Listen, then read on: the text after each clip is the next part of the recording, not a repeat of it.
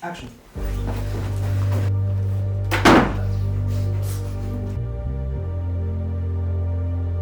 So 34, take one. Hi, I'm Blake Ritter, the director. And I'm Louis James, the producer. So we want to show you some behind the scenes shots from the Paranorman scene that we shot from stop animation to live action. I grew up watching that film and so did you, right Louis? Yeah, I was really inspired by it, the storytelling. It was the first of its kind to kind of tell this story for children without being overly preachy or having too much social commentary. And especially the use of the dead and zombies and that kind of fun stuff. First, during the pre-production, Louis had to organize all the team members. We had some Zoom call meetings with people like the costume designer for the zombies. That was really exciting. And we had to get someone to make this fake door where the hand had to smash through, right? Yeah, we had our very own set carpenter who designed the door that the zombie smashes his hand through for us. And you're going to see lots of BTS of that process, how we made it work. We started kind of pre-production with the casting. The lovely Sarah Alexandra Marks here is taking care of the casting for us in this production. So, any challenges that you faced? Did you find it easy? Well, it's quite hard because we had to match the animated characters, so I had to find very specific heights and looks, all sorts, but we managed it, didn't we, in the end? We got there. Yeah, I mean, it's a frustrating process, a lot of backwards and forwards, isn't there? We're sending tapes to Blake and myself, and we're saying, well, he's perfect for this, and he doesn't go with him, and he's the wrong height, and he looks younger. Yeah, the Well, heights were the difficult things. We found a few people that were really great, but one was really tall and one was super short, so it just didn't work, did it? And then obviously we had to find someone to make the whole set that looks similar to the stop animation. We found a property called Kingswood Manor, which looked like a kind of old Victorian house-like. And then we had some art director and their assistant to kind of done up the whole thing. They had like spider webs. Yeah, the art department, Charlie Swain and his associate Evie were fantastic. And for the art department for the live action of Paranorman, this is Julie. Hello. We've been working on the set design for this. Lots of dust and cobwebs about. So if you think you see it's kind of stuff that we put in or stuff that we've sourced and bought or made, a lot of the stuff that's on set is stuff that we've kind of made off of set, brought on. And yeah, it's kind of all coming together.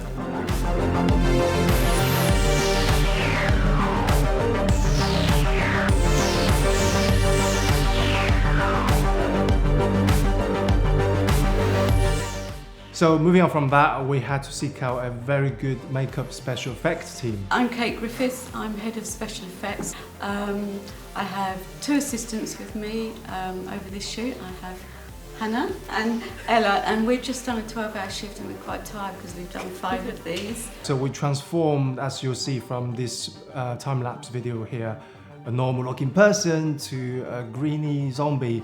We also had to be careful not to make it too gory because this is a PG film. That was one of the challenges, but it came out really well and I was really impressed how closely they resemble this stop animation. And then on top of all of that, we had to find someone who's able to put the costume together. So Sarah, again, who did the casting, she was helping to get the costume for the boys, Norman and Alvin. And then we had Killian, who worked extremely hard creating that kind of colonial look that the zombies have in their costume in the animation. I was in charge of the zombie costumes strictly. We had two pilgrim costumes, we had two not made, but like lady zombie costumes, and it was quite an amazing experience to break down and create those period decaying costumes.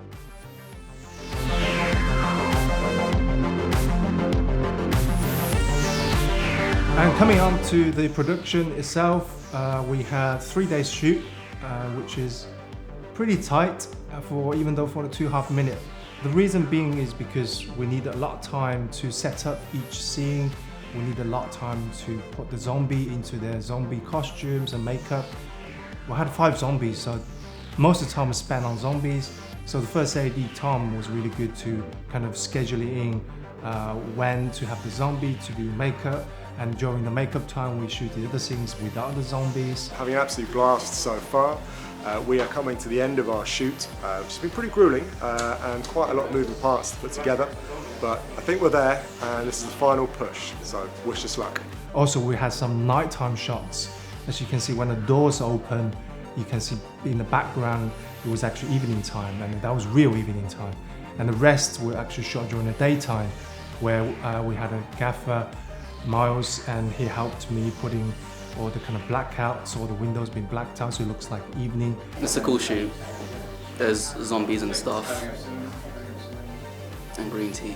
We were also very fortunate to have a great DP, Blake Ridder. Hi. So Blake had a real challenge of matching, kind of shot for shot, with his camera moves. How did you go about that? Yeah, so when I normally shoot a film, whether it's written by me or somebody else, it's kind of flexible on how you want the shot to be. You can change what you think looks right on set depending on the lighting, the condition, situation, things might change. And that's already challenging enough. But with this, at first, we thought it was going to be quite easy, right? Leica wanted to play the clip from the stop animation and the live action side by side. So by doing that, we had to make sure the timing was correct for each shot. In total, there were 45 shots in the 2.5 minutes. Shot 1, take 3. Set. Action! Like I said before, Sarah did a really good job to find someone that looked like the stop animation characters.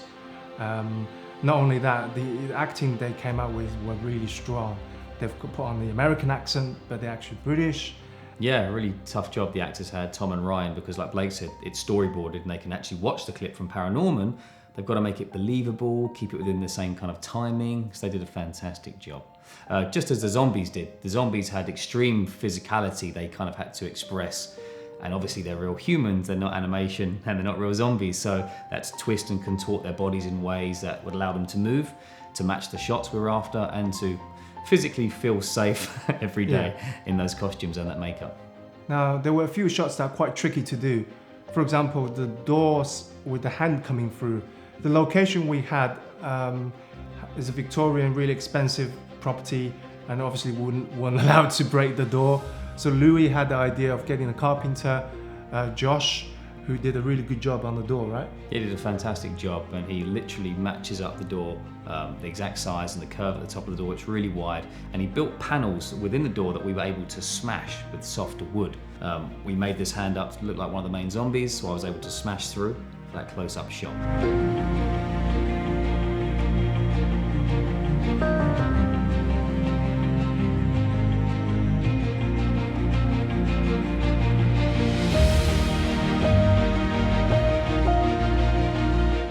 We hope you've enjoyed some of the behind-the-scene footage here. You probably have learned a little bit how it was shot. It was really exciting for us to go from kind of footage from the original to a full production with live action, live actors. The whole team did a great job, and yeah, I really enjoyed it. Yeah, big thanks to Leica for giving us this opportunity, and for our team that helped us achieve this goal.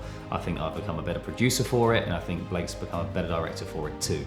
So please keep an eye on our future work and enjoy.